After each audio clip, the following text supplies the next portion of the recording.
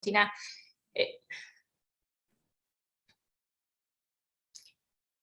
Antes que nada quiero agradecer primero a todas las personas que se están sumando para escuchar esta charla, y al hospital, a todas las autoridades y toda la gente que está trabajando, que está representada también acá en Agustina, para que podamos dar estas charlas a la comunidad, que la realidad es, el objetivo es justamente poder cada uno hablar de los temas en los cuales nos dedicamos y podamos ayudar para poder ir transitando esta pandemia lo mejor posible, ¿no?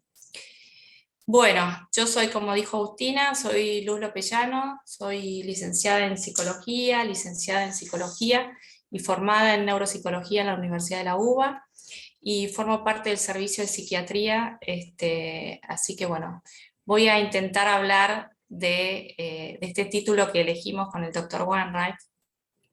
Voy a compartir, así ya empiezan a ver el título. ¿Me lo ven? ¿Lo ven, no? Sí. Bien.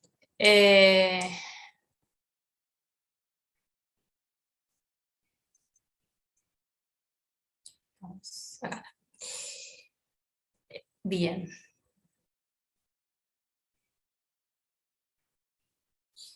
Veamos.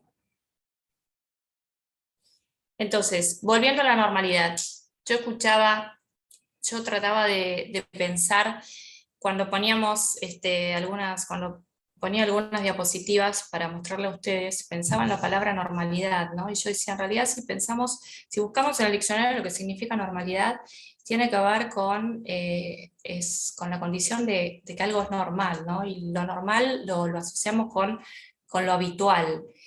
La verdad que después de todo lo que venimos pasando, pensar que vamos a volver a la vida que teníamos antes es estar mirando otro canal, como digo yo, porque estamos atravesando todos experiencias, algunas muy duras, otras que son buenas, otras hemos descubierto distintas formas de afrontar cosas en la vida, y bueno, en este transcurso entonces ya no vamos a ser los mismos, ¿sí? Así que nada, no cambié el título para no tener este conflicto de intereses con el Dr. Wainwright, pero la verdad que me quedé pensando en ese título, ¿no?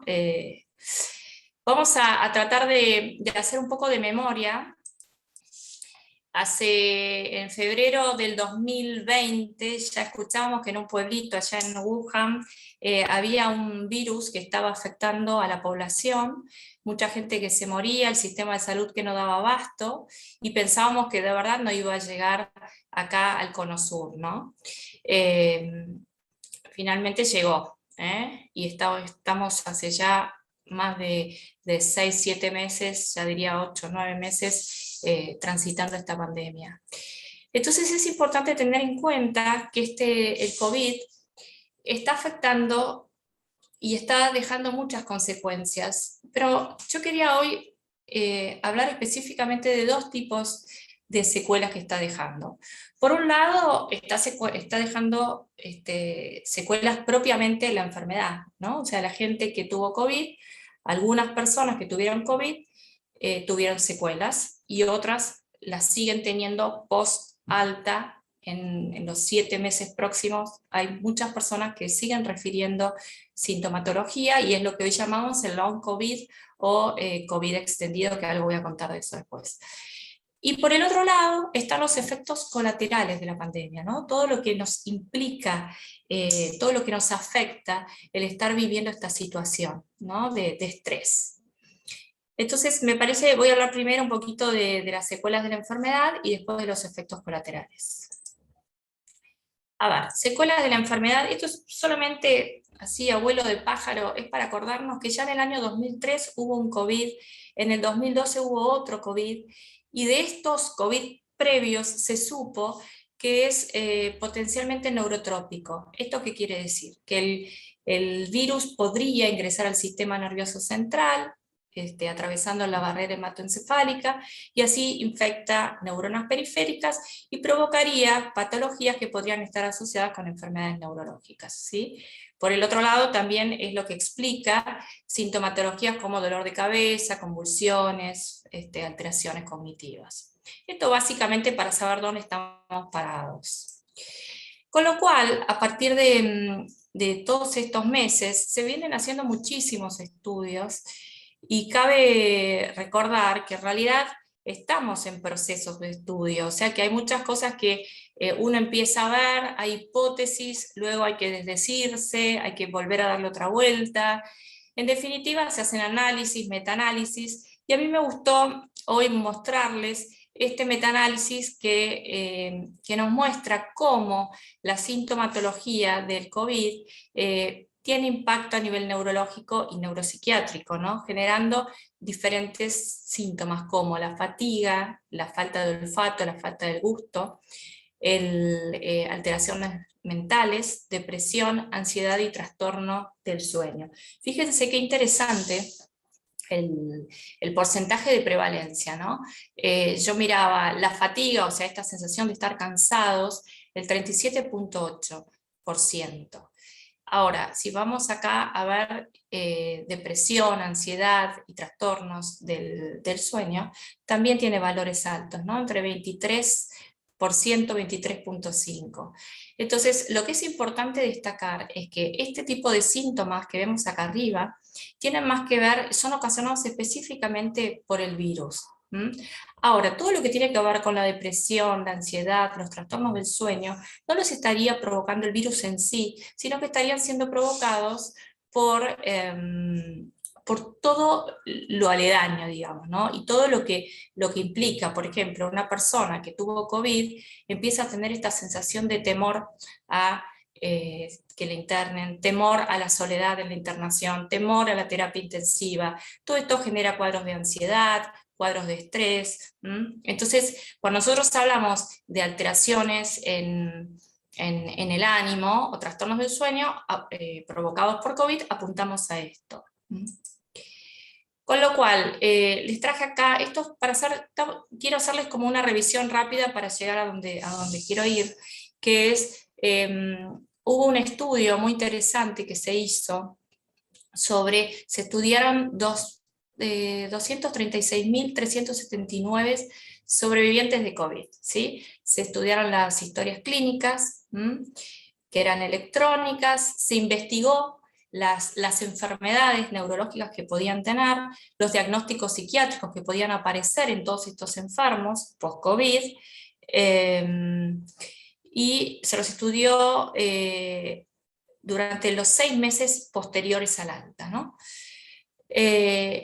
Todo esto que se fue observando se lo comparaba con antecedentes y con riesgos asociados. A ver, ¿no? Querían ver si los pacientes que habían tenido COVID y que tenían enfermedades neurológicas o diagnósticos psiquiátricos, también, por ejemplo, tenían antecedentes de hipertensión o tenían antecedentes cardíacos o trastornos psiquiátricos. Y fueron evaluando también las tasas de riesgo a lo largo de esos 6 meses. En conclusión, ¿qué pudieron ver? Aquellos pacientes que fueron hospitalizados y que estuvieron en terapias intensivas o habían desarrollado encefalopatías, tenían mayor riesgo de padecer patologías neurológicas y psiquiátricas, ¿sí? Luego, lo otro que se vio es que todos los trastornos psiquiátricos, como por ejemplo los trastornos de estado de ánimo y de ansiedad, no estaban relacionados específicamente con el virus, que es lo que les estaba diciendo yo hace un ratito, sino que básicamente tenían que ver con todo un aspecto más psicológico y emocional. Entonces, de este estudio, en realidad se empieza a ver que los mayores riesgos están dados en pacientes que estuvieron más graves o necesitaron respiración mecánica, ¿sí? Por ejemplo. Ahora, esto es un estudio que está ahora en prensa, hasta hace un mes no estaba publicado, capaz que en este tiempito lo han publicado y yo no lo vi, pero cuando yo lo obtuve estaba en prensa y me pareció muy interesante porque lo quería compartir. Esto tiene que ver con lo que les decía hace un ratito del long COVID. Ahora vieron que nosotros miramos mucho también lo que está pasando en Europa y en Estados Unidos, porque es como que ellos van adelantados en lo que, o sea, ellos empiezan a mostrarnos un poco lo que les empieza a pasar a ellos, porque después venimos nosotros. Entonces, de verdad que están haciendo muchos estudios en pacientes, están siguiendo a los pacientes que una vez que les dieron el alta, ¿qué pasa después en esos 6 meses o 7 meses? ¿No? Por ahora mucho más no se puede estudiar por el tiempo que ha pasado. Entonces, hay un estudio muy interesante que habla sobre el análisis de 3.762 pacientes que tuvieron COVID, donde tuvieron marcadores positivos. ¿Y qué vieron?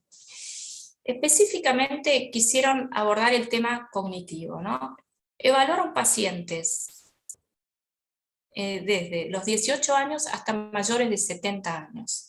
Entonces, empezaron a ver cómo cognitivamente se presentaban estos pacientes post alta COVID.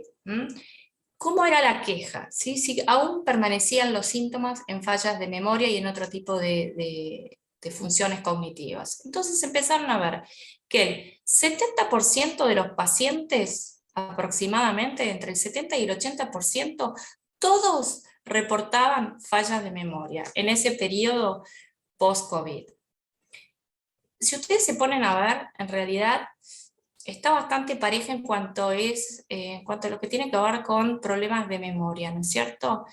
Ahora, generalmente, si empezamos a hacer más, empezamos a mirar más fino, hilar más fino, vamos a ver que las etapas que tienen que ver con las edades más jóvenes, entre los 18 y los 49 años, presentan levemente un poquito más deterioro en lo que es el tema de la memoria, ¿no? Fallas en memoria a corto plazo, fallas en memoria a largo plazo, ya ahí baja muchísimo. Fíjense que lo que más del corto plazo al largo plazo baja mucho la dificultad que tienen. Mucho menos cantidad, el 10, más o menos el 15% de personas referían problemas para hacer las cosas, ¿sí? O para olvidar, o olvidos de rutinas, ¿no? Como por ejemplo ir a bañarse, o por ejemplo manejar una computadora, ¿sí? Entonces, a partir de esto se empezó a estudiar más en los diferentes procesos cognitivos. ¿Qué se empezó a ver?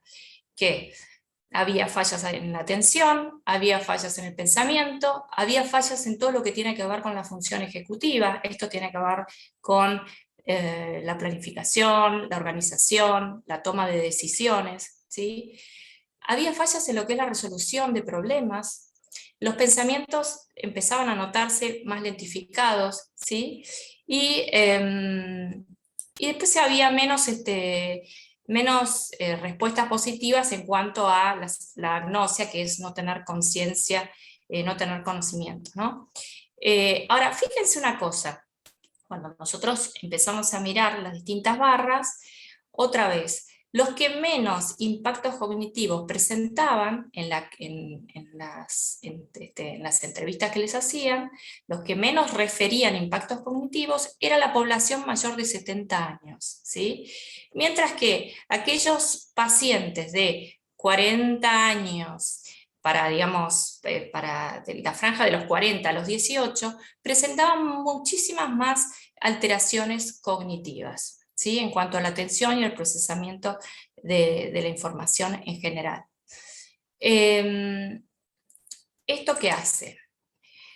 Esto lo lleva a pensar entonces a qué nivel de impacto tenía esta alteración en la funcionalidad en todos los días, ¿sí? Porque fíjense que además justo el grupo etario que más afectado aparece, por lo menos en el reporte, tiene que ver con ese grupo que va a trabajar, que va al colegio. Entonces, cuando pasan a ver cómo es el impacto, empiezan a ver que en realidad los que eran entre 18 y 29 años tenían mayor nivel de incapacidad en el funcionamiento de todos los días. No hay mucha diferencia en realidad entre los 18 y 50 años, presentan en general incapacidad moderada en el funcionamiento de todos los días. Entonces, a partir de esto, se empezó a analizar específicamente en dónde estaba la discapacidad o la dificultad para llevarlo a cabo adecuadamente o como se hacía antes, ¿no? Entonces empezaron a ver que la dificultad estaba básicamente en el trabajo, en tomar decisiones, en comunicarse con los demás, en intercambiar pensamientos, ideas, en manejar, ¿cómo se llama? En manejar la medicación, organizar la medicación, ¿sí? En cuidar los chicos, ¿sí?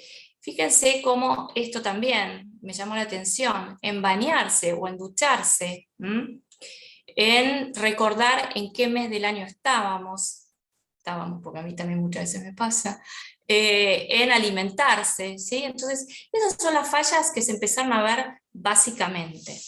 Lo cual a mí me parece muy interesante mostrar esto otra vez. ¿Por qué? Porque hoy hay una población significativa que tuvo COVID, que aún sigue teniendo síntomas pasados los 7 meses del diagnóstico.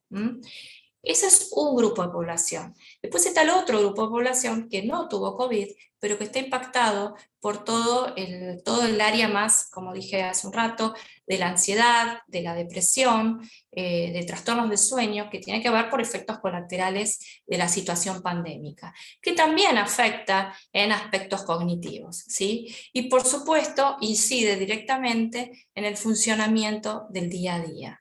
Vuelvo a rescatar qué importante cómo los que están más preservados en estos estudios son los pacientes mayores de 70 años, o sea, son pacientes que tuvieron COVID, fueron tratados y sin embargo no se notó la eh, gran limitación luego, ¿no? En el funcionamiento. Por supuesto que estos estudios, vuelvo a decir, es todo muy nuevo, entonces se están revisando, hay cuestiones estadísticas que pueden ser discutibles, pero de verdad que para una primera aproximación de ver dónde estamos parados es muy interesante.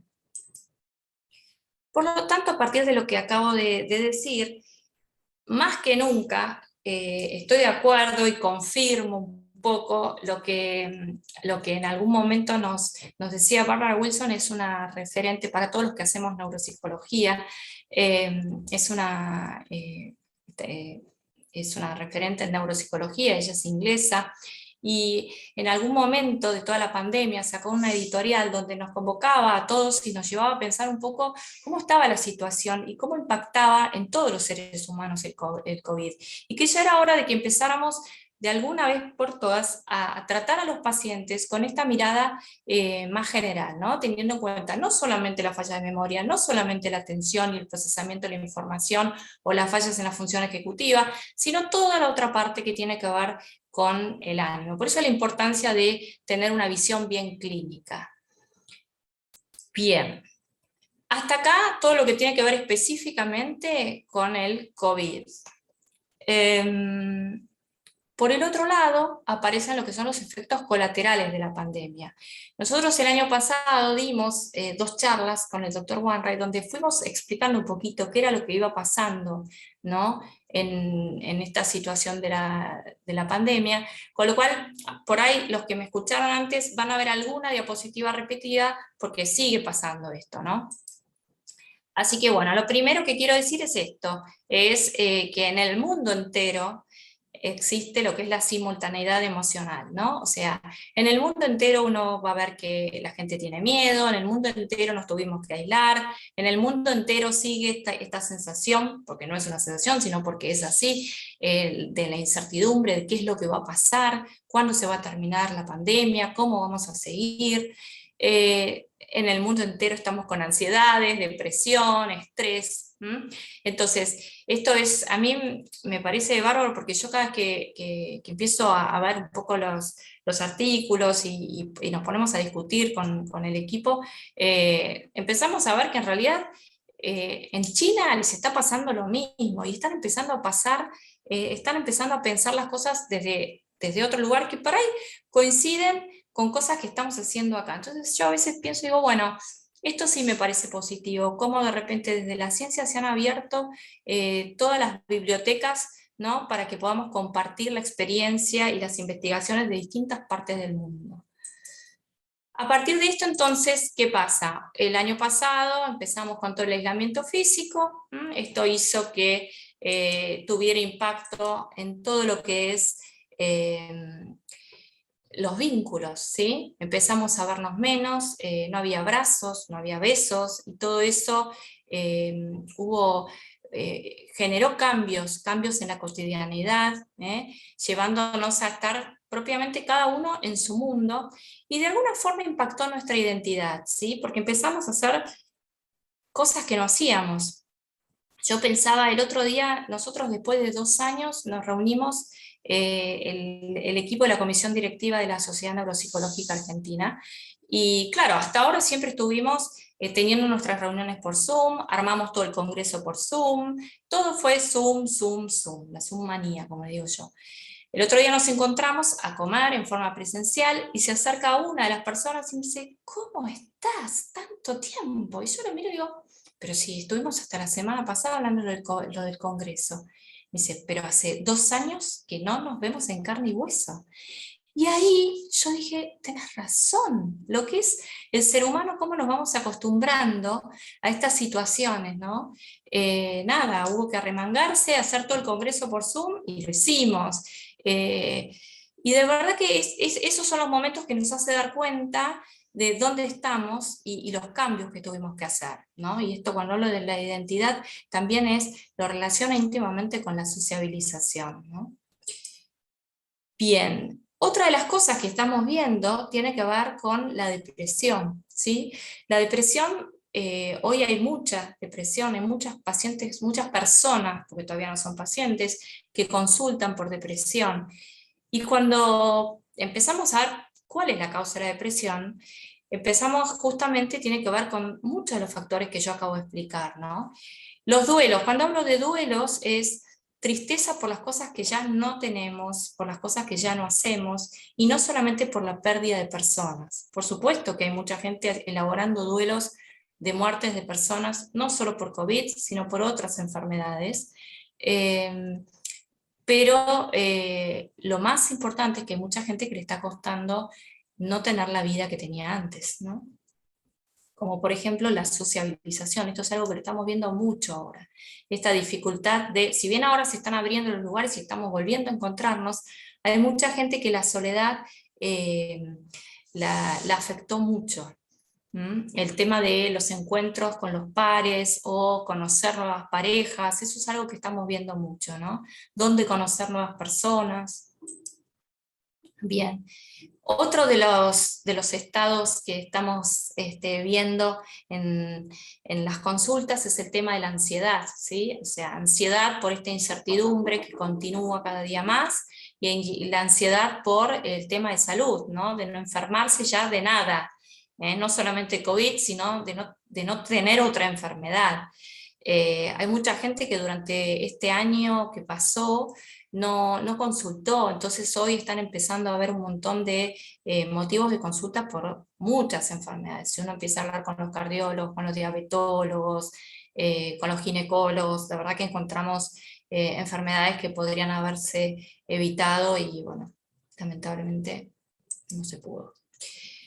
Entonces, hoy en esta charla lo que yo quiero agregar básicamente es el tema del estrés, ¿no? O sea que lo mencioné hoy al pasar ahí a través de una de las diapositivas, pero el estrés, ¿qué es el estrés? Yo acá puse la definición de la Organización Mundial de la Salud, ¿no?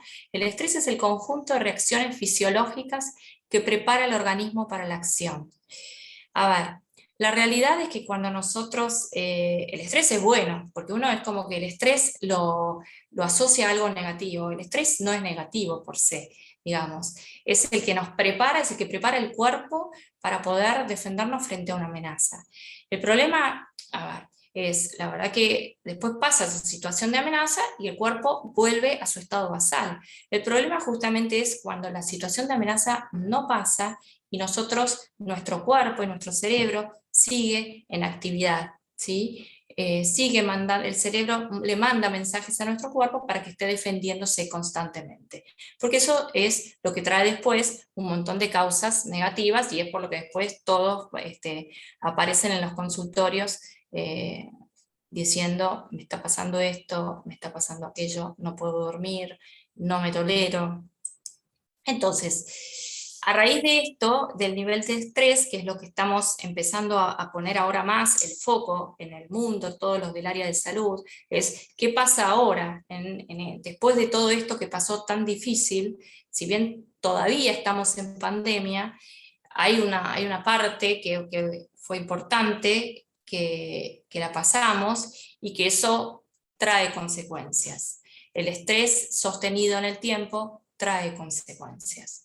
Entonces, el otro día leía, y por eso les quiero compartir, este artículo que salió en la revista de la Asociación Americana, en la revista de Psicología, donde empezaron a preguntar, ¿no? Hicieron encuestas sobre qué tan estresante era tomar decisiones en el día a día. Me pareció buenísimo las respuestas que daban, porque en realidad los mayores niveles de dificultad están en la toma de decisiones cotidianas. La gente decía, tuve menos nivel de estrés cuando tenía que tomar decisiones antes de la pandemia, pero tomar decisiones a largo plazo me trajeron menos nivel de estrés que tomar decisiones ahora en el día a día. Es decir, ahora tengo mayor nivel de estrés en pensar qué tengo que cocinar hoy, en pensar qué ropa está lavada, cuál no, para ir a trabajar, que pensar en algo a futuro, porque además es muy difícil ahora planificar a futuro.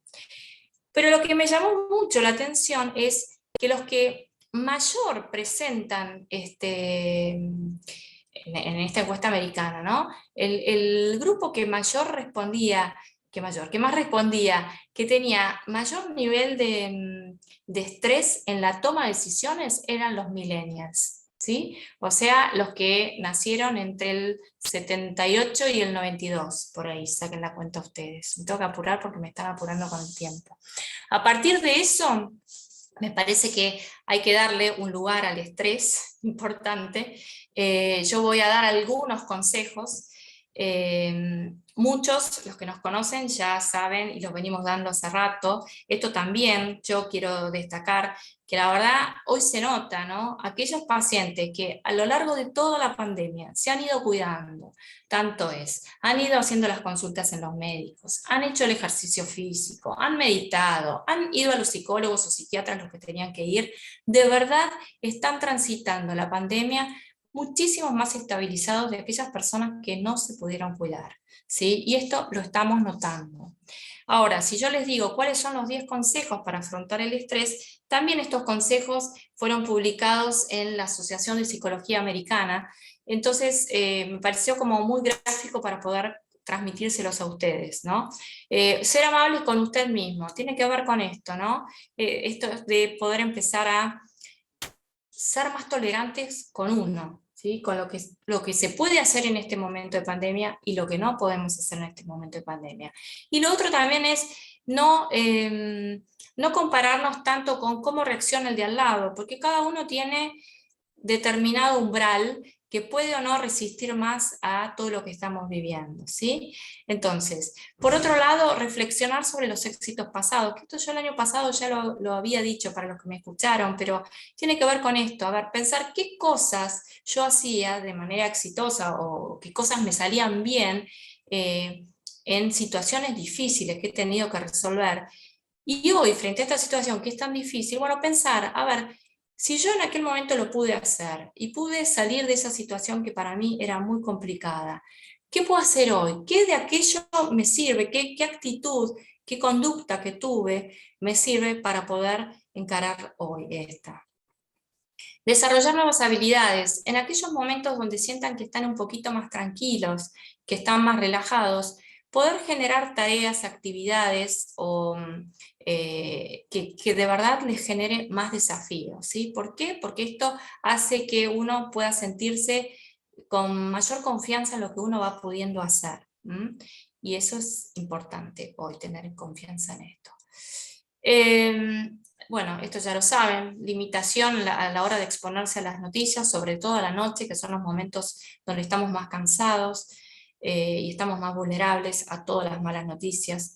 Evitar insistir en cosas que no puedo controlar, ¿sí? O sea, hoy nos ponemos a veces muy nerviosos porque ¿cómo yo no puedo hacer esto? ¿Cómo se dio tal cosa? Bueno, yo siempre le digo a la gente que me viene a ver es, a ver, esto es así, hay cosas que van a depender de vos y otras que no. Vamos a poner el foco en lo que depende de vos, ¿sí? Vamos a tratar de resolver en lo que sí vos podés controlar. Lo que no, hay que tener tolerancia, porque va a pasar. Esto no vino para instalarse de por vida, esto va a pasar. Seguir el propio consejo. A ver, ¿qué le dirías vos a tu amiga frente a esta situación o a tu amigo? Bueno, hacer vos lo mismo, ¿sí? Participar en el cuidado personal tiene que ver con esto, con el alimento, con el ejercicio físico, con el poder dormir lo suficiente, hacer yoga, meditación. ¿Mm? Buscar apoyo, ¿sí? En quienes uno confía, ¿sí? Tener una red es importante. Controlar, bueno, esto es lo que les explicaba recién, y pedir ayuda. Aquellas personas que de verdad están viendo que no están pudiendo levantarse cada día, que tienen un nivel de estrés tan grande que los está limitando, que no pueden pensar, que tienen serios trastornos de atención, que no pueden tomar decisiones, que tienen que afrontar situaciones y de verdad se están viendo muy limitados. Y esto lo pueden ver en el día a día, como también en las áreas de trabajo, como también a la hora de ocuparse de los hijos. Entonces, cuando esto empieza a sobrepasarlos, pidan ayuda. Y pedir ayuda es llamar a un psicólogo, llamar al psiquiatra, acercarse al Hospital Británico. Tenemos un excelente servicio de psiquiatría, no queda bien que lo diga yo, que formo parte del equipo, pero de verdad que estamos trabajando muy bien con este tipo de perspectiva, ¿no? Desde lo que es la neurociencia, de empezar a tener de empezar a tener, empezar a ver a la gente como un todo, ¿no? No es solo un cerebro, no es solo el cuerpo, es también toda la parte afectiva, emocional y espiritual. Entonces, la verdad que con el doctor Wainwright y más gente del equipo, tenemos esta línea de trabajo y estamos muy contentos en poder avanzar con esto, ¿no? Y bueno, creo que dije todo. Después, las preguntas, esto lo tendría que haber dicho al principio, pero ahora va a hablar el doctor Wainwright y luego les vamos a dar un tiempo para que hagan preguntas. Ahí abajo, creo que todos lo tienen abajo, hay un icono de preguntas, entonces ahí vayan escribiendo las preguntas que nosotros los vamos a leer y las vamos a ir contestando. Bueno, muchas gracias a todos. Voy a dejar de compartir. Y acá estamos. Muy bien. Bueno, muchas gracias, Luz. Entonces las preguntas quedan para el final, ¿sí? Bien. Ante todo, quisiese agradecer las palabras de la licenciada, flamante presidenta de la Sociedad Argentina de Neuropsicología. Ella es muy humilde, pero es importante hacer mención a los logros del equipo, con Muchas quien gracias. formamos el equipo estamos formando, tal vez no está formado aún, pero estamos en pleno trabajo formativo de un equipo de tratamiento de los problemas funcionales, cognitivos del paciente en psiquiatría, para cubrir una necesidad irresuelta que hay todavía en casi todos los centros del país. Y bueno, y un poco con ese objetivo fue que el año pasado empezamos a trabajar sobre estos temas para divulgación y conocimiento de la gente, pues creemos en el equipo, con la licenciada, con la doctora, con el resto del equipo, no vamos a nombrar a todos, que la psicoeducación es una cuestión importantísima a la hora de tratar este tipo de síntomas, vamos a decir, ¿no? Porque no solo son síntomas psiquiátricos, sino también síntomas cognitivos y que influyen mucho en el funcionamiento cotidiano del paciente. Y bueno, en ese espíritu fue que incluimos esta nueva charla, enfocada en continuar las anteriores, que si alguno se perdió alguna de las conferencias del año pasado, están en el Facebook del Hospital Británico, bajo el acápite de Watch, que son los videos que están colgados como para que los puedan ir viendo la gente que le interesa esta temática. Ya que esta vendría a ser la tercera parte y la tercera charla de este grupo de charlas. Bueno, dicho esto, vamos a continuar con esta charla. El tema que voy a abarcar va a ser un hallazgo muy interesante, que la licenciada dio una introducción importante a mi tema, a mí me viene bien, porque ella refirió a toda la problemática que estamos viendo en la problemática de tipo psiquiátrico y obviamente funcional, que es el tema que nos convoca, sobre el funcionamiento post-pandemia, ¿sí? Esto se acompaña de un tema digamos, de subespecialización que voy a hablar yo hoy, además de que es el manejo del estrés, pero sobre todo voy a hacer una introducción que tal vez se va un poco del tema, pero que es el manejo de una situación que era virtualmente desconocida hace 5 años, y que ahora ha ido tomando cada vez más peso, y es el peso masivo que ha tenido el uso de redes y tecnologías de distinto tipo en la vida cotidiana de nuestro país, sobre todo a partir del aislamiento forzoso implementado por la cuarentena que hemos vivido. Esto ya se estaba viendo en algunos países, sobre todo los países de mayor desarrollo, pero ahora, bueno, debido a la situación pandémica, se ha visto potenciado masivamente. Y a eso me voy a referir un poquito hoy, ya que es un tema que vemos que va a traer muchos problemas en el futuro inmediato, sobre todo en las generaciones jóvenes, como decía la licenciada recién. Bien, con eso vamos a compartir la pantalla. Bien. Obviamente, como siempre, quedó todo corrido.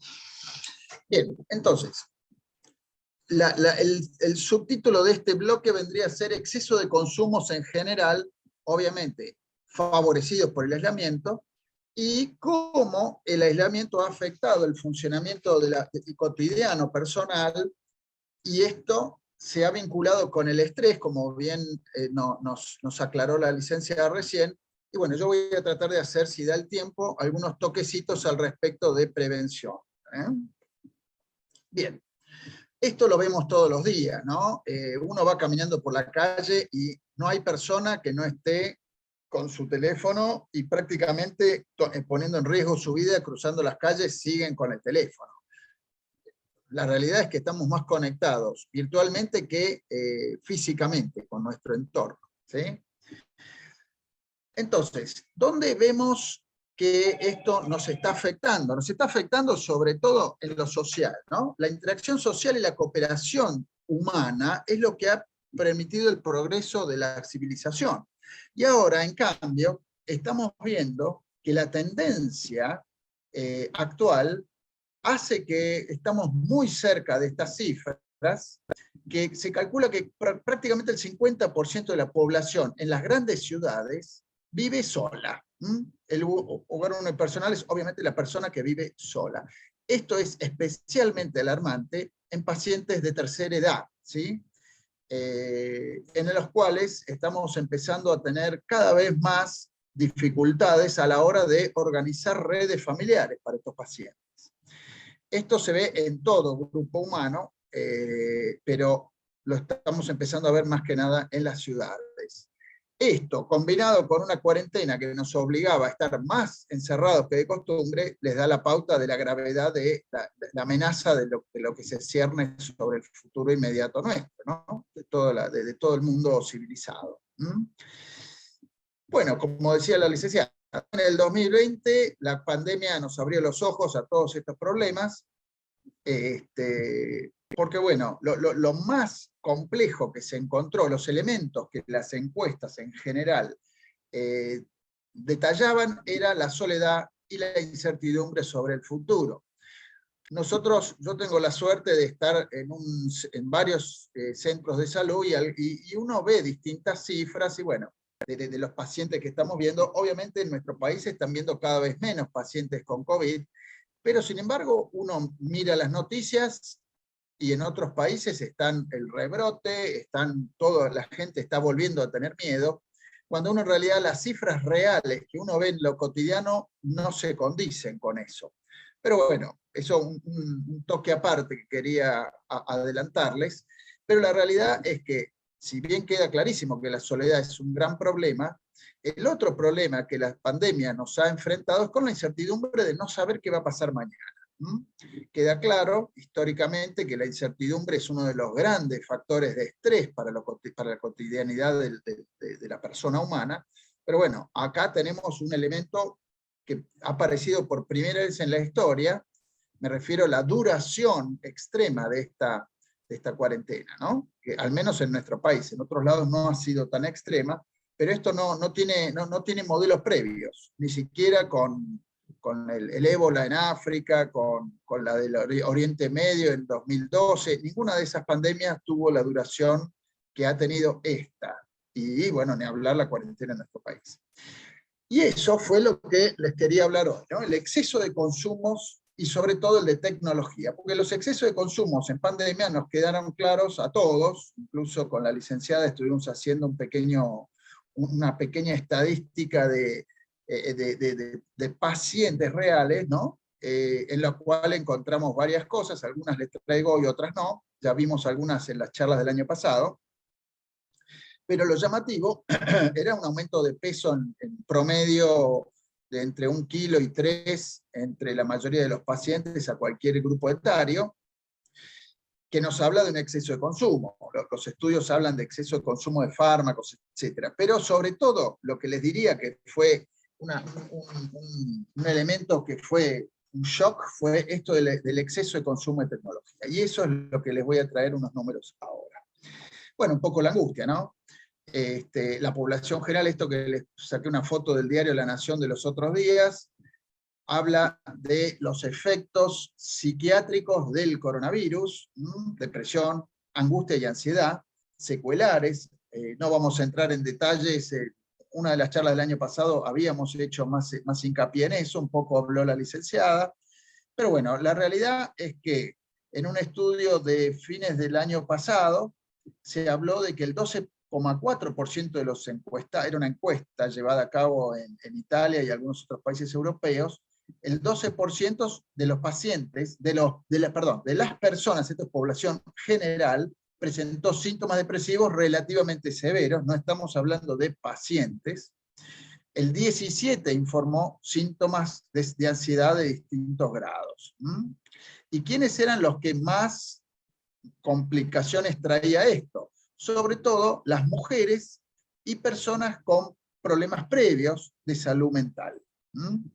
Se calcula que en general esta mayor incidencia en pacientes de sexo femenino se debe generalmente a una recarga de la carga funcional. Una mujer que trabajaba, no sé, 6 horas, 8 horas en su empleo, volvía a casa, organizaba su hogar, etc., ahora está las 24 horas en casa y constantemente bombardeada por los requisitos del resto de la familia, que a su vez antes estaban en distintos ámbitos, ya sea académicos, estudiantiles o laborales, y ahora los tuvo en casa todo el día. Esto explicaría el mayor índice en mujeres. Esas son las conclusiones de los investigadores. Bien, pero no es lo único que se ha visto afectado. Y eso es lo que justamente, por eso estábamos interesados en formar este equipo de neuropsicología o neuropsiquiatría o trastornos de la conducta, en el cual vimos que hay muchas áreas afectadas, ¿sí? Y los estudios que hay, fíjense que no son estudios nuevos, se enfocan específicamente en la falta de estímulo social. El paradigma perfecto, o sea, la tormenta perfecta sería una cuarentena como la nuestra, eterna, digamos, ¿no? Entonces, ¿qué fue lo que se vio en otros estudios de pacientes con aislamiento? Se vio que también coincide con lo que decía la licenciada, que el razonamiento se veía afectado, el rendimiento de la funcionalidad de la memoria también se veía afectado, estructura y conectividad de la funcional cerebral. Eso va un poco con lo que hablábamos recién, ¿no es cierto? Si uno genera una situación de entorno negativo para el funcionamiento psíquico, en algún momento la conectividad va a empezar a alterarse a expensas de una falla de cambios funcionales. Y eso, con el tiempo suficiente, puede empezar a modificar la estructura de estas conexiones, que funcionalmente se alteran, se empiezan a alterar en forma estructural también. Pero, y acá viene la alarma que me sonó cuando veía estos estudios, fíjense que hay otras áreas que se empiezan a afectar, sobre todo el funcionamiento hormonal. Eso no es la única área importante. También baja la resistencia a enfermedades físicas y obviamente las mentales también. Pero la disminución de resistencia a enfermedades físicas sería importante remarcar, como lo puse acá abajo, que directamente se ve afectado el funcionamiento del sistema inmune. Y ustedes, si suman 2 más 2, van a llegar a la conclusión que una persona aislada, una persona estresada, va a tener disminución del sistema inmune, y en un entorno de potencial peligrosidad de contagio no es la mejor combinación. O sea que, volviendo un poco a lo que decía la licenciada Lopellano, la clave es mejorar el manejo del estrés. ¿Cómo mejoramos el manejo del estrés? Ella ya hizo un adelanto. Bueno, en otro tema de fundamental importancia es en el paciente mayor, o en general la persona de mayor edad. El aislamiento, la falta de estímulo social, la falta de estímulo físico, etcétera, se acepta que acelera el deterioro cognitivo. Y todos saben lo que eso implica a largo plazo. Bien. Como les había dicho, acá les traje un par de números de lo que vimos nosotros en el consultorio, en varios consultorios que planteamos hacer un par de escalas con la licenciada, y encontramos que en pacientes de consultorio, no estamos hablando de estadística de personas en general, estos eran un número muy, muy humilde, 42 pacientes, perdón, hemos seguido agregando algunos. Hemos visto que la gran mayoría de los pacientes que veíamos entre agosto y septiembre del año pasado presentaban síntomas de ansiedad moderada. Una escala que el Hamilton va de 7 para arriba, menos de 7 es normal, moderado estamos hablando de pacientes entre 15 y 29. Había un número bastante llamativo de pacientes con síntomas severos de ansiedad. O sea que esto, lo que dicen los números de las investigaciones internacionales, lo hemos visto moderadamente replicado en esta población, si bien pequeña, pero para muestra basta un botón, como dice la historia. Bueno, volviendo a la tecnología en sí. Todos estamos al tanto de las dificultades que la tecnología nos trae, porque si bien ha traído muchas cosas buenas, como todo, tiene su otra cara de la moneda, ¿no?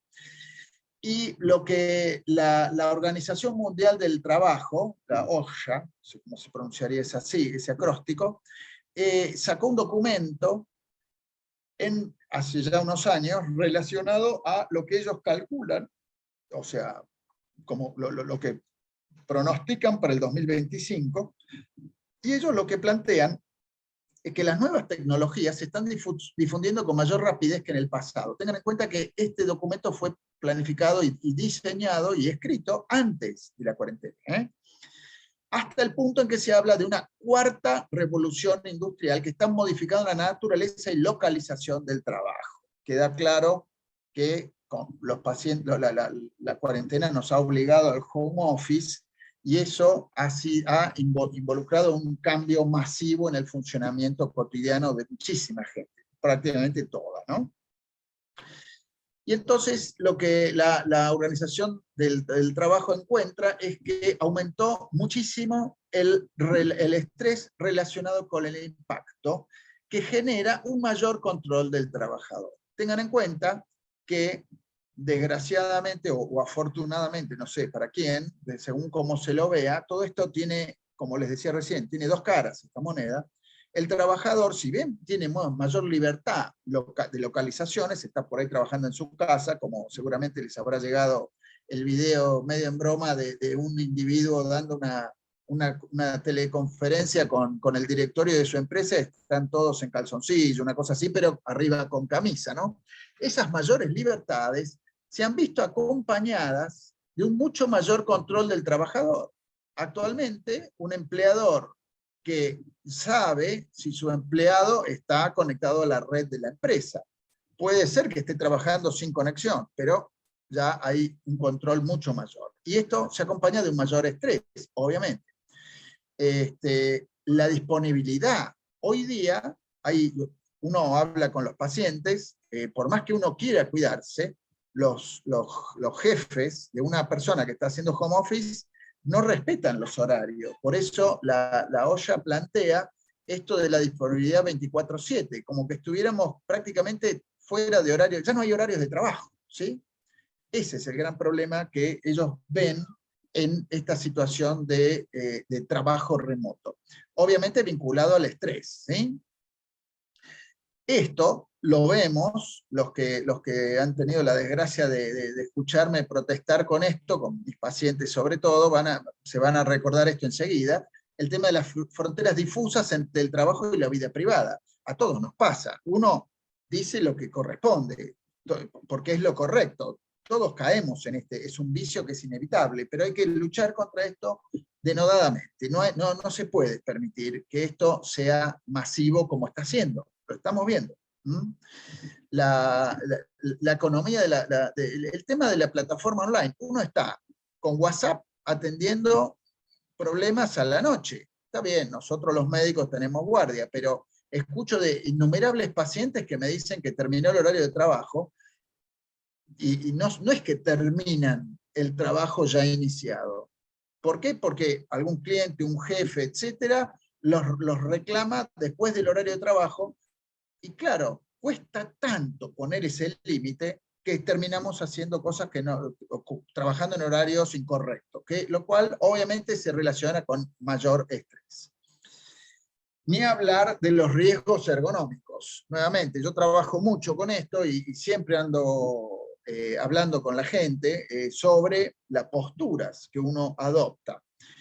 Hay algunos artefactos para colocar mejor la computadora, porque los ortopedistas pueden opinar con más aval científico que yo, pero la realidad es que trabajar medio encorvado, arriba de un teclado, a las 10 de la noche, está mal por donde lo miren.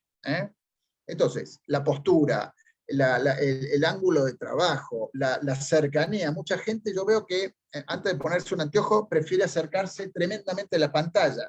No se olviden que estas pantallas emiten radiaciones, no son radiaciones demasiado tóxicas o nocivas, pero lo son.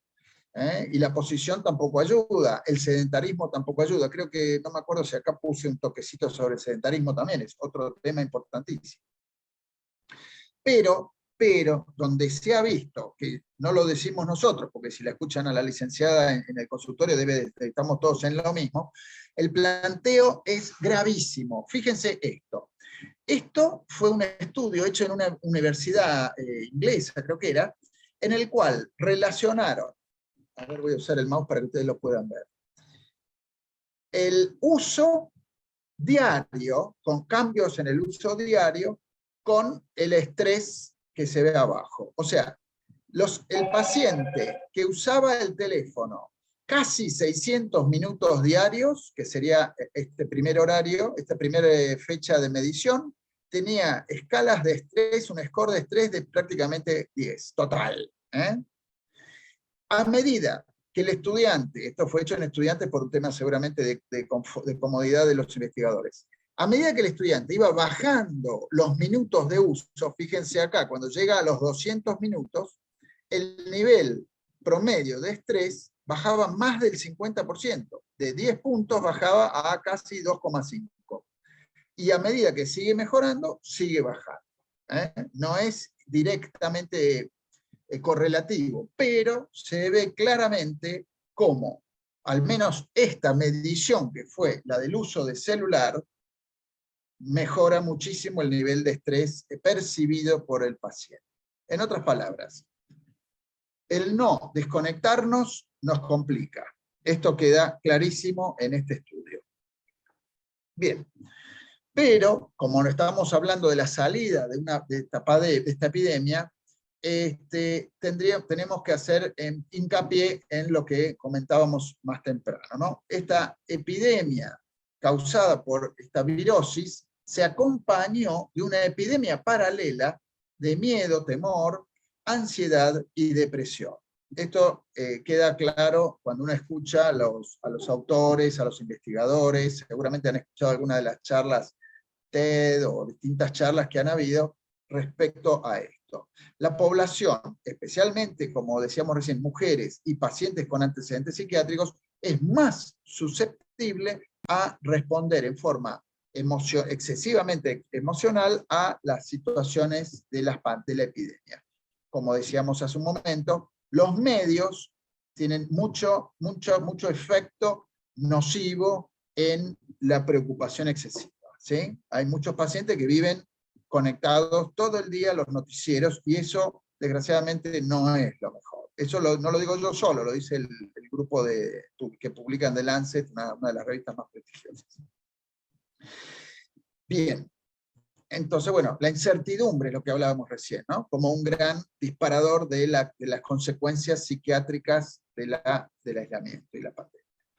Volviendo un poco a los síntomas, yo no voy a ser tan detallado como la licenciada, pero tengan en cuenta estos dos elementos. Los trastornos del sueño, que es uno de los factores desencadenantes del estrés, y alteración de consumo, lo que hablábamos recién, sobre todo de alimento. Estos son otros síntomas. No vamos a detenernos tanto en eso. ¿Cuál fue la tríada que diseñó, o por lo menos la conclusión a la cual llegó el doctor McIntyre de la Universidad de Toronto? Era que la inseguridad financiera disparada por la cuarentena, la ansiedad causada por los temores, las dificultades que todos hemos padecido para acceder a una atención médica, para sacar turno en un banco, todo esto, distintos consumos que potencian la ansiedad, las dificultades obviamente disparadas también por la misma cuarentena, el aislamiento, el sedentarismo, el uso de redes que se definen como impersonales.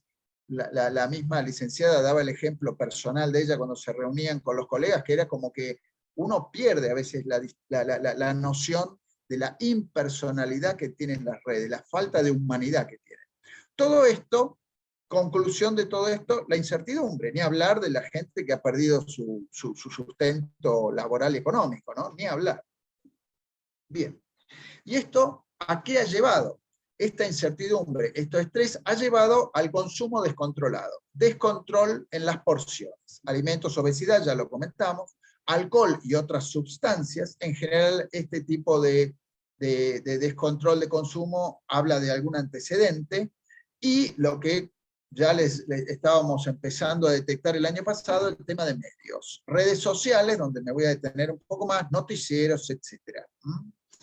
El home office, como les decía recién, o sea, lo charlamos con los pacientes que están empleados, que vuelven a tener reuniones de trabajo y es como que empezó todo de nuevo, como que la vida vuelve.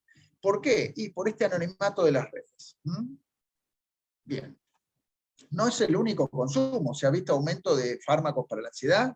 En esta base de datos americana encuentra que hubo un aumento del 40% en ansiolíticos, un aumento en el 2020, ¿no? Con respecto al 2019. 20% de antidepresivos y un 15 al 20% de fármacos para dormir. Las drogas Z, solpidem, sopiclona, todas ellas. Este tipo de exceso de consumo nos está hablando a las claras de que hay un grave problema a nivel social, laboral, etc. Bien. Y acá les traje, acá no se usan todas estas redes, pero si uno ve el teléfono de cualquiera de nuestros hijos o cualquier amigo va a ver que tiene de todo de esto. Bueno, tal vez Skype ya no se usa tanto, pero el resto están on fire todas estas redes, la gente no para, y fíjense que cada vez estamos más bombardeados con información, es la sobrecarga informativa de distintos tipos de cosas, no es solo informativos, pero bueno, ¿esto realmente nos conecta más? Esa es la gran pregunta que los investigadores se hacen y estamos tratando de transmitir acá. Esto que les traigo es una encuesta hecha prepandemia de consumos de Internet.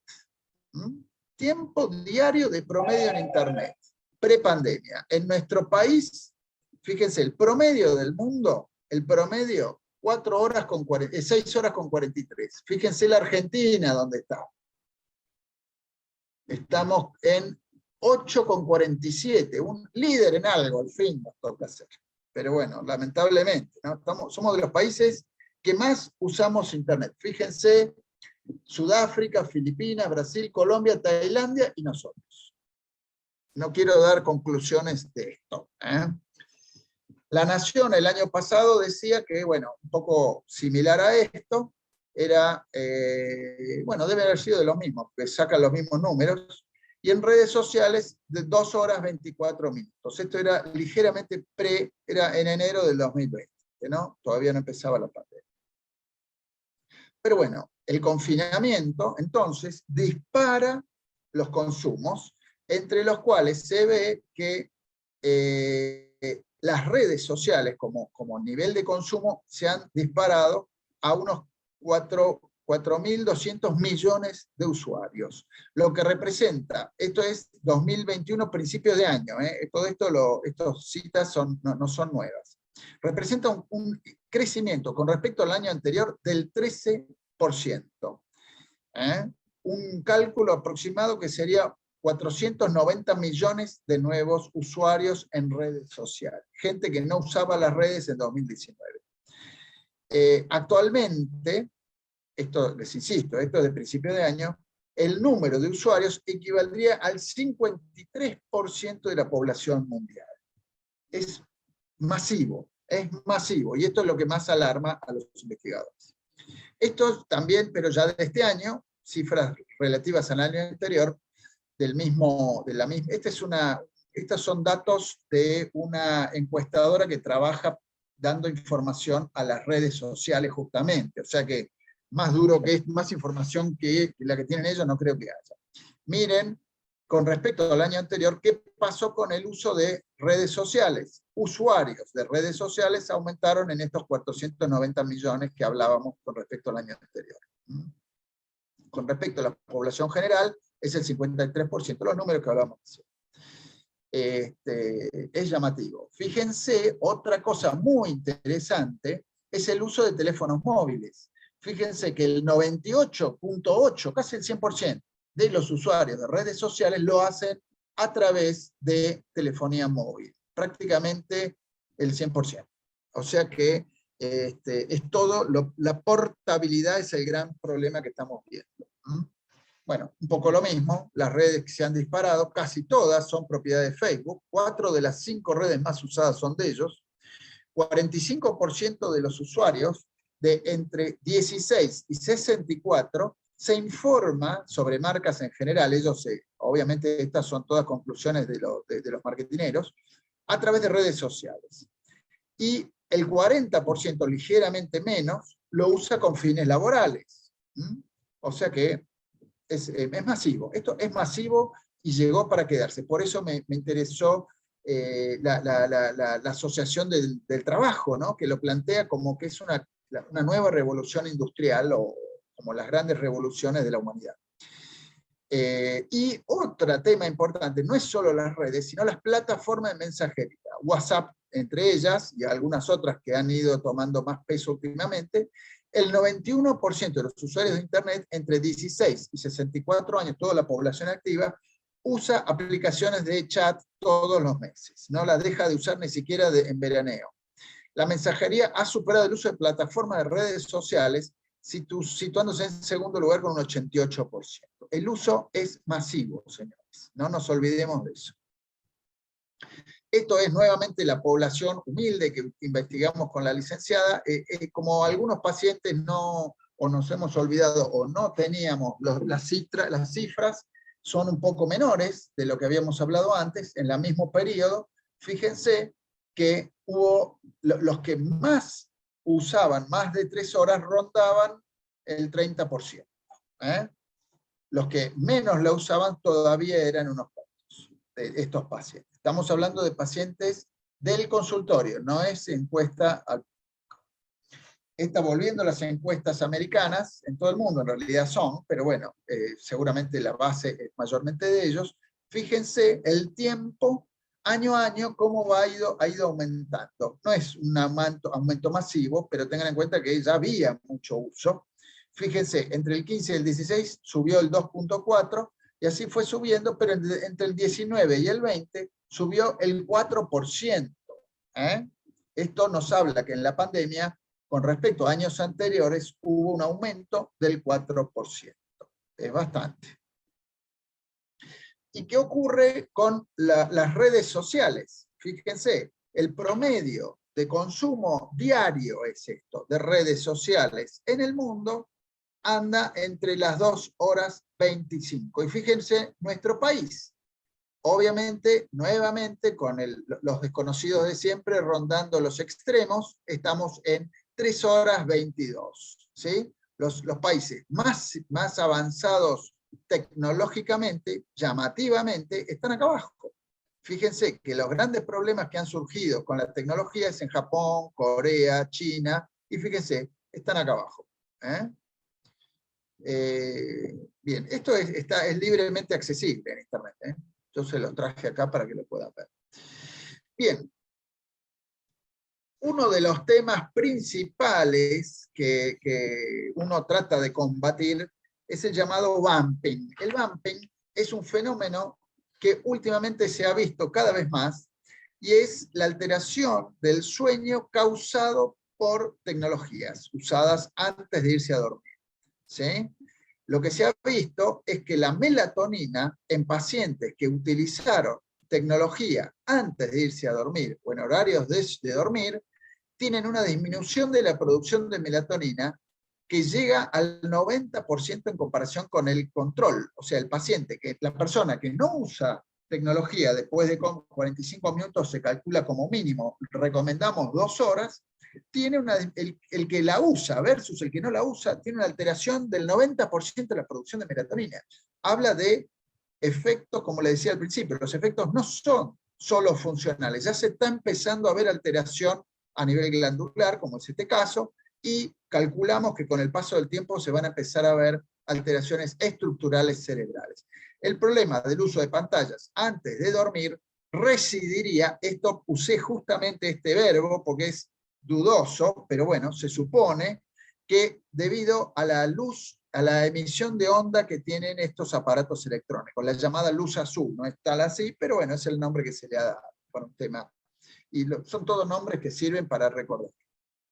Bien, ahora, si hacemos todos una autocrítica del uso que le damos a nuestros teléfonos y dejamos el autoengaño, que es lo habitual en todos nosotros, vamos a ver que usamos muchísimo más de lo que pensamos. Y fíjense, en el mismo estudio se encontró, no es un estudio, es una encuesta, se encontró que el uso de aparatos, de tecnología portátil, llega casi a las 4 horas 10 minutos durante el 2020. Esto son cifras del 2021, pero enero, o sea que 2020. Y fíjense que qué porcentaje se hace de distintas cosas, 21%. Jueguitos, uno ve, obviamente esto incluye todas las edades, ahí yo tengo gente conocido que uno habla de jueguito, no uso nunca, uno habla de estas cosas, pero bueno, hay un 9% de tiempo de juego. Entretenimiento, apps de entretenimiento o video, qué sé yo, ver películas en YouTube, todas esas cosas, 26%. Pero fíjense dónde volvemos al culpable de siempre, las redes sociales. 44% del tiempo a nivel mundial es el promedio de dedicación a redes sociales diarias. Esto, por eso a mí me alarma tanto, tanto, tanto. Y los que tenemos chicos, hijos chicos, deberíamos estar más que alarmados con esto, porque bueno, vamos a tratar un poco ese tema a continuación. Si nos da el tiempo, estamos muy justos. Esto fue enero del 2020, o sea, números del 2021. Fíjense, sobre todo, vamos a hacer hincapié en uso global, acá, 5 billones 19 mil personas con teléfono, 3.8 billones de uso de redes sociales, de usuarios de redes sociales, Internet 4.5, pero se los traje para comparar con el 2020. Fíjense cómo se va disparando nuevamente el uso de redes sociales, subió al 53% con respecto al año anterior. Uso de teléfonos móviles, bueno, todos lo vivimos, todos tenemos, casi todo el mundo tiene hoy día, y eso fue también masivo. Pero lo que quería hacer hincapié es con respecto al año anterior, los números, sobre todo, de uso de redes. O sea, que les quede claro, no somos los únicos enviciados con las redes sociales, está todo el mundo igual. Esto va a traer consecuencias neuropsiquiátricas sin lugar a dudas, ya las estamos empezando a ver. Bien, unas palabras sobre algo que se está viendo mucho en las generaciones jóvenes, pero no tan jóvenes. Esta foto no implica todo, pero los estudios en general que ustedes si miran en internet van a ver, están todos basados en estudiantes, más bien chicos de primaria y algunos de secundaria y algunos pocos universitarios. ¿Qué se ha visto?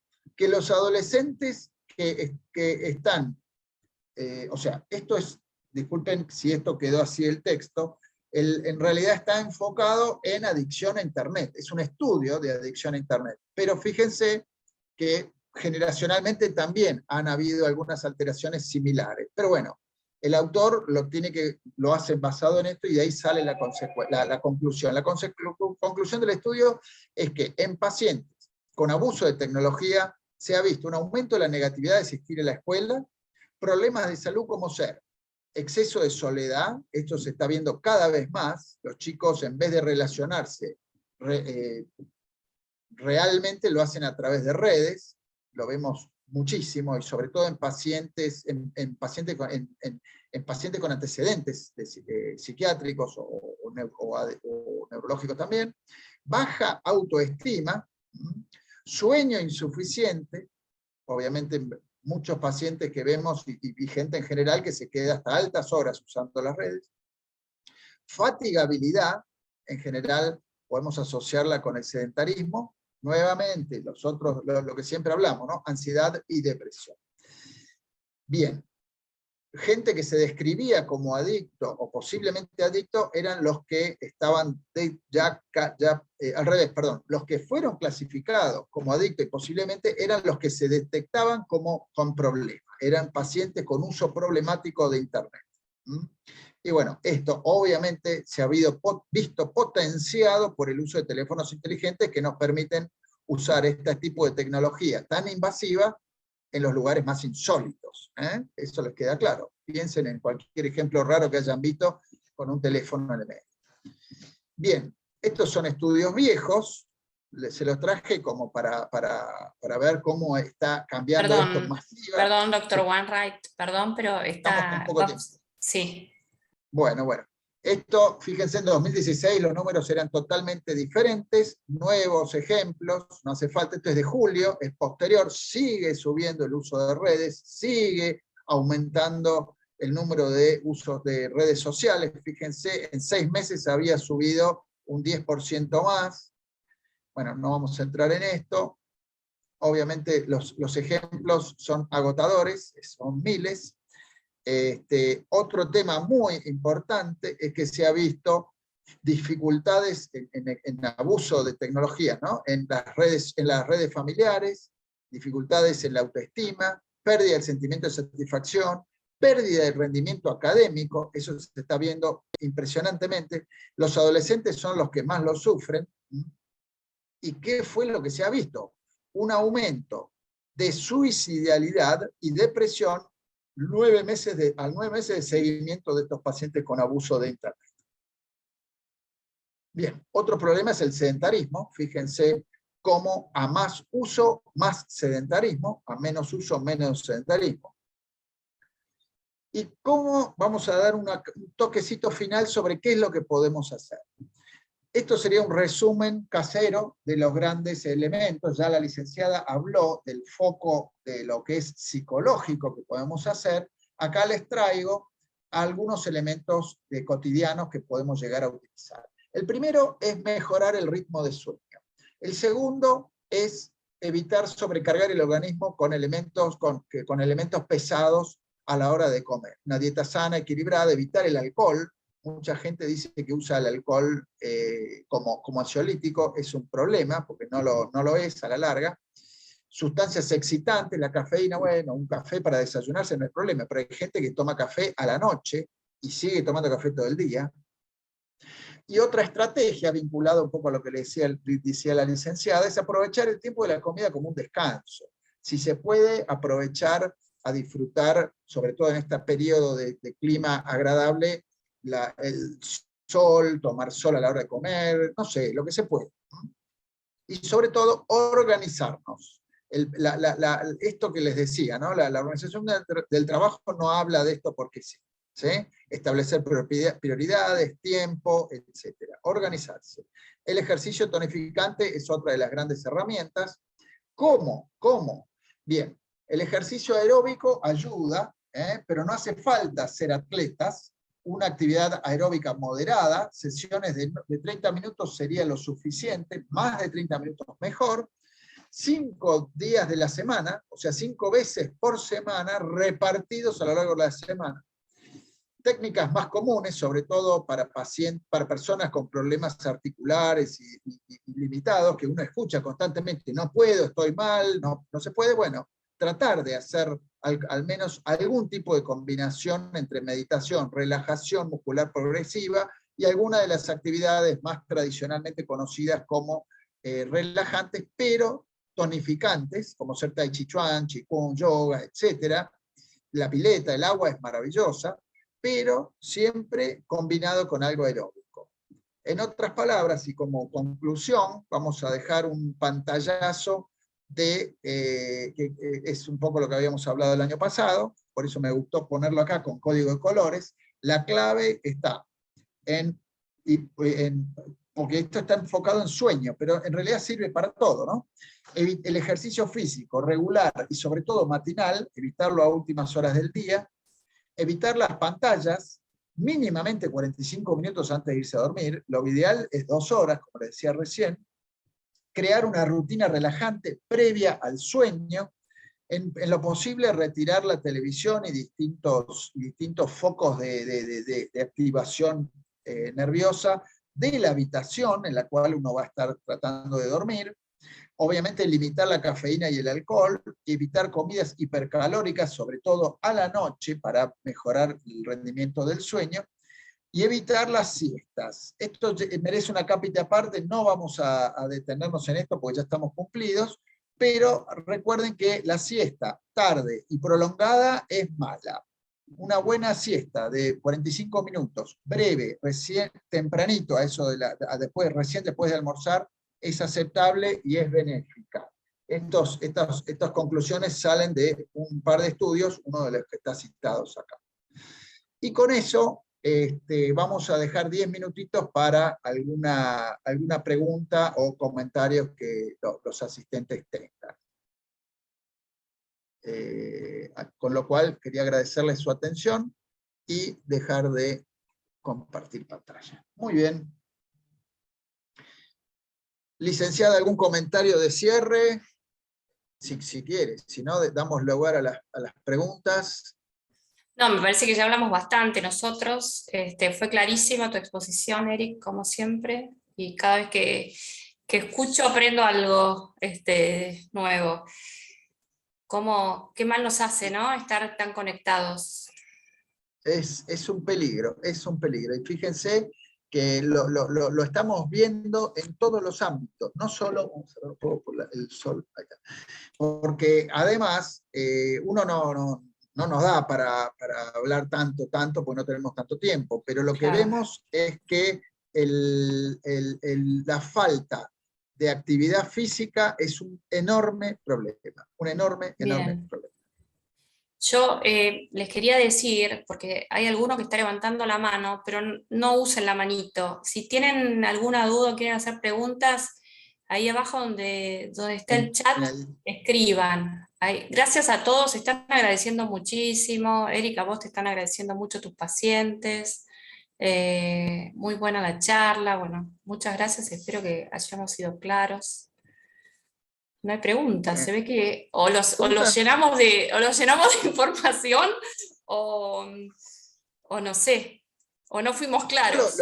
No, yo creo que fue muy claro, tu exposición fue increíble también, muy clara. Sí. Yo lo que creo, para los que si quieren compartir con algún amigo, tengo entendido que van a subir la charla también, la están grabando para poder colgarla en el Facebook del hospital nuevamente. Y les insisto, lo que tratamos es de ayudar a la adaptación de la gente a estas situaciones que son inusitadas. No hay antecedentes de una pandemia de este tipo en los últimos años. Obviamente, los periodos de medioevo, que no hay tanta información, fueron tremendos. Pero, sí, yo siempre digo, los pacientes a veces cuando vienen a vernos nos preguntan si nosotros hacemos todo lo que les decimos. Yo personalmente les digo que sí, yo sí. Yo hago meditación, yo hago ejercicio físico, trato de sociabilizar. La verdad es que sí, hay que tratar de hacerlo, pero lo que siempre aclaro es no hacerlo un día o dos, sino es mantenerlo en el tiempo.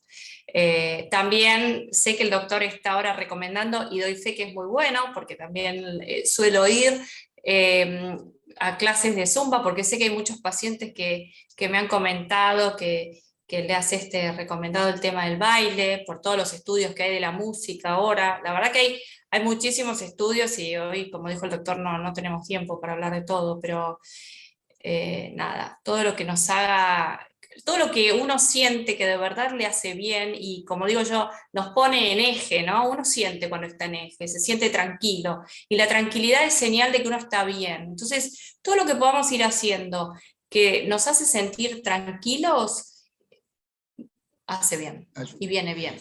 Acá hay un par de preguntas. Una es como si se puede saber si tuvo COVID en 2012. No sé, eso yo no lo puedo responder, los infectólogos podrían llegar a contestar. Yo creo que si hubo en 2012, no sé si está mal tipeado, yo creo que tampoco tiene mucha importancia, lo que sí, por un tema de prevención, ¿no? y de inmunidad personal de la persona. La otra pregunta sí podemos ayudar con alguna respuesta, y es que preguntan si el aumento de la agresividad y violencia en los vínculos tiene que ver con la situación de la pandemia. Bueno, la respuesta a esto no es una respuesta directa, porque en realidad no hay ningún estudio que vincule en forma directa estas cosas, pero lo que sí podríamos concluir viendo otros estudios y otras cosas, es que la situación del aislamiento que acompañó la pandemia se puede relacionar con un aumento de las alteraciones funcionales preexistentes. En otras palabras, seguramente habrán escuchado el comentario de que las familias fracturadas en una pandemia, las familias fuertes en una pandemia, en un aislamiento como este, se ven fortalecidos. Las relaciones fisuradas pueden llegar a empeorar.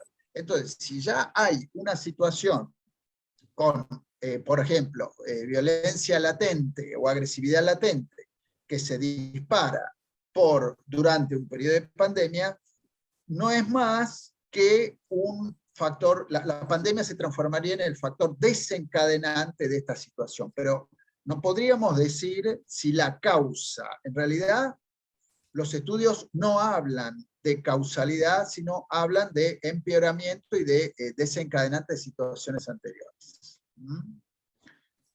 Sí. Acá hay otra. ¿Querés leer la voz, Lu?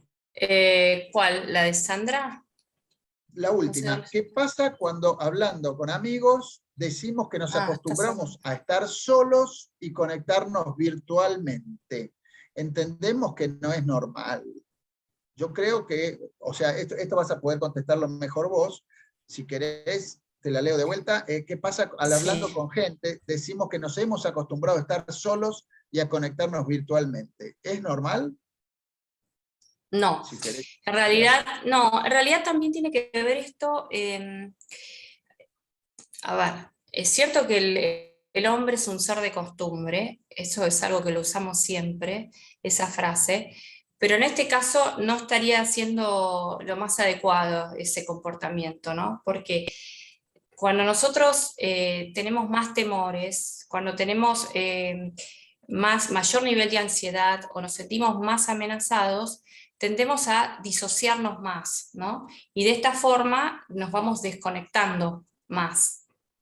Es una forma también de negar muchas veces la situación que estamos pasando. Entonces, generalmente uno tiende a meterse para adentro, a aislarse, a desconectarse y cree esto, ¿no? De que, bueno, listo, yo me veo con la gente por un Zoom o me veo por videollamada. La verdad que no es lo ideal porque el cuerpo, los seres humanos de por sí somos seres sociales y nuestro cuerpo necesita el contacto, o sea, lo necesita. De hecho, el impacto negativo que está dando la pandemia es esto, es que al no tener el contacto, el beso, el abrazo, en forma presencial, digamos, estamos empezando a generar estos síntomas de depresión. Entonces, no es normal, hay que hacer un esfuerzo. Yo siempre digo, nosotros damos muchas indicaciones. Yo sé que a veces hay situaciones que son difíciles y que cuestan mucho de verdad. Muchas veces dicen, si no, no estaría acá. No es cierto. Pero tenemos frente a nosotros un gran desafío y tenemos que tener mucha voluntad, ¿sí? En muchas situaciones se necesita voluntad. Aunque sea para mí más fácil quedarme en mi casa, prender una videollamada y verla a la otra persona a través del teléfono, bueno, hay que hacer un esfuerzo, tener voluntad y decir salgo, ¿sí? Sobre todo que hoy ya se sabe cuáles son los cuidados que tenemos que tener, hay muchos protocolos y si no, uno sabe cómo empezar a cuidarse. Entonces, de verdad que no es normal sostener el aislamiento o verse con el otro a partir de las pantallas. Así que si esto está siendo una conducta que persevera, yo le diría que consulte a salud mental. Sí, coincido, Luz, y quisiese aclarar que lo que estabas comentando es para la persona en general, no para el Sí, paciente con no. antecedentes de enfermedad, de algún cuadro psiquiátrico, porque No. obviamente el tema de la voluntad se puede ver afectado. Incluso, justamente uno de los comentarios que había acá completa un poco este concepto, como para tenerlo en cuenta. Alguien comenta acá, no importa el nombre, no vamos a decir el nombre, que padece mucho de los síntomas enunciados. El tema es cómo resolverlos. ¿Cómo La resolverlo? voluntad, claro, y su parte volitiva está bastante deteriorada. Eso, bueno, como nosotros, esta es una charla de divulgación, lo que estamos tratando de referir es, en base a lo que nosotros trabajamos y hemos investigado, es dar un apoyo a la persona en general. En el caso de, por eso estas recomendaciones que daba que daba la licenciada Lopellano y daba yo también, están enfocados justamente en eso. Es más un enfoque de tipo preventivo. Preventivo. Cuando ya la situación se transforma en muy limitante y muy patológica, quiere decir que ya habría un cuadro que por ahí no es muy claro todavía, pero que recomendaríamos consultar a alguien especializado. Exacto. Por eso recién dije que cuando esto empieza a perseverar y de verdad que es una limitación, ahí ya hay que asistir o pedir un turno con equipo de salud mental. Y acuérdense que cuando yo hablaba de los consejos para poder afrontar el estrés, el último consejo que di es justamente eso, que cuando uno, con todo lo que está haciendo, aún así se sigue sintiendo mal y sigue teniendo estas conductas desadaptativas, es importante hacer una consulta en un equipo de salud mental. Eso no olvidarse nunca. Bueno, hay una última, ya tendríamos que ir cortando, Sí. pero hay una más que me parece que puede ser útil contestarla, igual ahí probablemente vos tengas más herramientas que yo para contestar, pero están notando que en el ámbito laboral las personas prefieren chatear que conversar por Zoom. ¿Esto puede estar relacionado con esto? Voy a adelantar mi primera opinión, pero bueno, esto es muy debatible, porque hay muchas respuestas a esto. Yo lo que veo es que el chat tiene una cuestión de menor compromiso de la persona que la está haciendo, por eso generalmente uno trata de por lo menos dar todas las herramientas posibles de visualización, como ser a través de video.